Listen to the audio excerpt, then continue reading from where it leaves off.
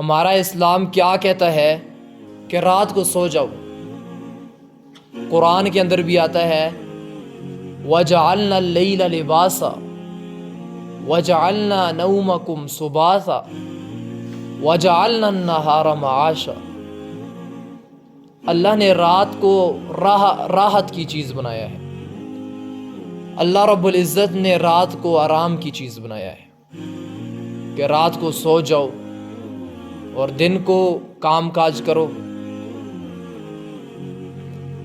لیکن ہم کیا کرتے ہیں؟ ہم رات کو دیر تک جاگتے رہتے ہیں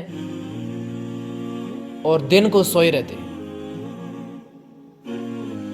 یہ ایسے ہی ہے نا کہ جیسے گاڑی بنی ہے چلنے کے لیے نا، اسے آدمی اڑانے کی کوشش کرے تو اس کا کیا حشر ہوگا،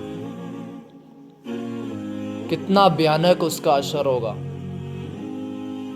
اسی طریقے سے اللہ رب العزت نے انسان کے لیے رات بنائی ہے سونے کے لیے، رات کو جاگے دن کو سوئے. اب اس انسان کا کیا حشر ہوگا؟ دماغ کا اس کا ستیہ ناش ہو جائے گا اور اس کا سارا جسم ہل جائے گا، بے سکونہ ہو جائے گا.